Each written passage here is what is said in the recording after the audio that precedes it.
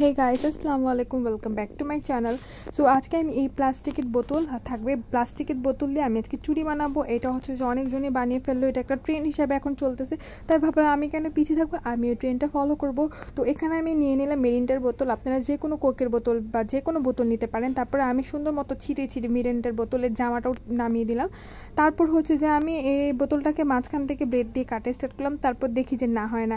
এরপর আমি আমার হিটলারি ব্রেন অন করলাম, তারপর দেখলাম যে হ্যাঁ, বোতলটাকে একটু চ্যাপটা করার পর কেচি দিয়ে কাটানোর পর সুন্দর মতো এটা কাটছে। তারপর আমি এটাকে কী করলাম, যে সুন্দর সুন্দর এখানে গোল গোল করে চুড়ি সাইজে কেটে নিলাম। এখানে 3টা চুড়ি বানাবো, তো 3টা সাইজের কেটে নিলাম। দেখেন এটা, তো এখানে 3টা সাইজের বোতল কেটে নিয়ে নেওয়ার পর মানে পুরোপুরি আপনার হাতের সাইজে কেটে নেবেন। তো এটা একটু কষ্ট হচ্ছিলো, তারপর আমি এটা যেমন তেমন করে বানালাম। এই যে দেখেন, এটা হচ্ছে 3টা চুড়ি।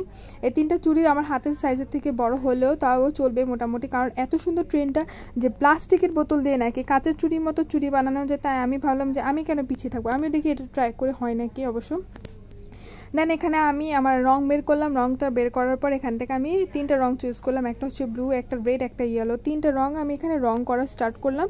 তারপর আমি যখন রং করা স্টার্ট করলাম, সত্যি কথা বলতে এটা ফার্স্টবারে একবারে লাগিনি, রং পুরোটা বসেনি, 3 থেকে 4বার কোড অ্যাপ্লাই করার পর তারপর হচ্ছে যে সুন্দর মতো পুরো চুড়িটাতে রং বসলো। তো আমি এখানে কয়েকটা কালার দিয়ে রং করে নিলাম, এখানে ব্লু, তারপরে হলুদ, এখানে মানে যে যার আপনি নিজের পছন্দ অনুযায়ী আপনারা এখানে রং করা ফেলবেন, কোনো সমস্যা নেই। এখানে আমি মানে আমার মাথায় তেমন কোনো কাজ করতেছিল না, তাই এখানে আমি ডট ডট বসিয়ে দিলাম, মানে ইচ্ছা মতো একটা বানিয়ে নিলাম চুড়ি।